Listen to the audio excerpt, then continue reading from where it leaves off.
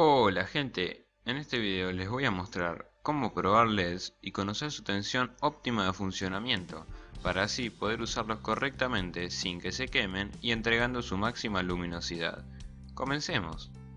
Lo que van a necesitar para realizarlo es un integrado 78L05 y mejor si es L y no 7805 por la corriente máxima que soportan, sería un desperdicio el 7805. Una o dos resistencias dependiendo de su circuito y obviamente los LEDs que quieran probar. Nada más que eso, muy simple. Primero les muestro el circuito esquemático de este proyecto, pero para entender todo mejor veamos el circuito típico de conexión de estos integrados. Vemos que a la entrada tenemos un voltaje y a la salida 5 voltios. Cuando nosotros hablamos de voltaje, en realidad estamos hablando de la diferencia de potencial entre dos puntos.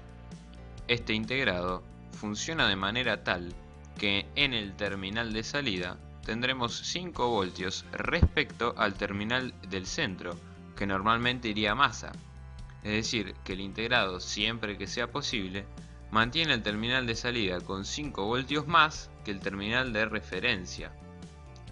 Ahora veamos nuevamente el circuito que utilizamos en este proyecto.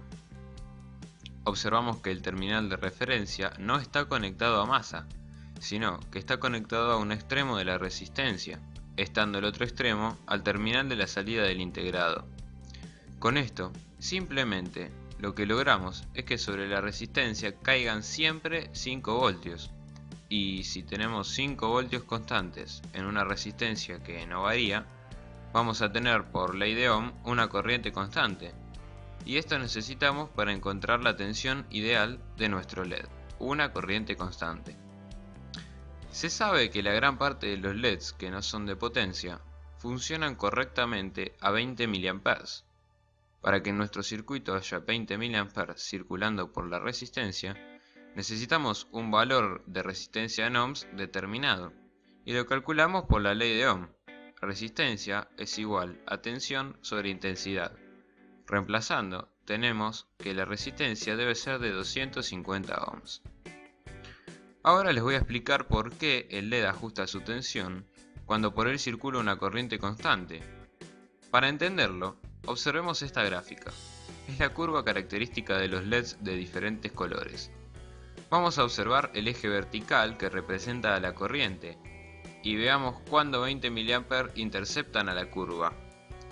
En el caso del LED rojo es aproximadamente a los 2,2 voltios del eje X, en el LED amarillo a los 2,4 voltios, en el LED verde unos 2,6 voltios, en el azul unos 3,6.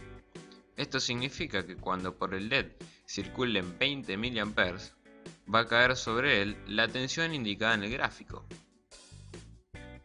Ahora bien, de todo esto puede surgir una duda. Si la caída en la resistencia es de 5 voltios, la caída en el LED es variable, pero difícilmente supere los 4 voltios, ¿dónde está la otra caída de tensión para que la suma nos dé los 12 voltios de la fuente? Recuerden que la suma de las tensiones en un circuito en serie nos da como resultado la tensión de la fuente. La respuesta es entre el terminal de entrada y el terminal de salida de integrado. Como este hace todo lo posible para mantener 5 voltios en la resistencia, cuando el LED ajusta su tensión, el integrado también lo hace, dándonos así la suma igual a la tensión de la fuente. Esto significa que el valor de la fuente debe ser de 5 voltios más la caída del LED, pongámosles 4 voltios como máximo, más la caída mínima que necesita el integrado para funcionar, de unos 3 voltios. Nos da que deberemos alimentarlo con 12 voltios para que funcione en la mayoría de los casos. Ya hicimos el cálculo teórico de la resistencia. Ahora realicemos el cálculo práctico. Primero que nada, deben medir la tensión sobre la resistencia para conocer su valor más exacto posible. En este caso a mí me da unos 5,15 voltios. Tendremos obviamente este dato en cuenta. Lo otro que hay que tener en cuenta es la corriente en el terminal de ajuste del integrado, ya que la corriente por el LED será la suma de esta corriente más la corriente que pase por la resistencia. A mí me da un valor demasiado alto porque mi integrado está un poco viejo, unos 6,7 mA. Normalmente no da más de 3 mA.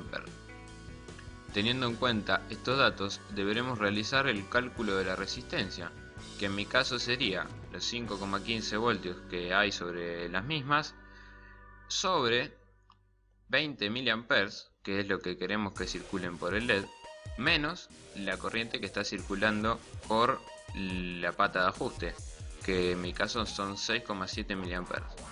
Esto nos va a un valor de resistencia de alrededor de unos 390 ohm, que se aleja mucho del valor calculado anteriormente. Y como ven, en mi circuito yo uso una resistencia de ese valor. Bueno, sin más que decir, les dejo una prueba de funcionamiento. Bueno, en esta prueba lo que voy a hacer va a ser medir la tensión y la corriente de 3 LED que voy a poner ahí en este probador. Y ustedes van a ver que la tensión cambia, pero la corriente efectivamente no, y funciona como debería. Bueno, primero voy a medir la tensión de este LED azul.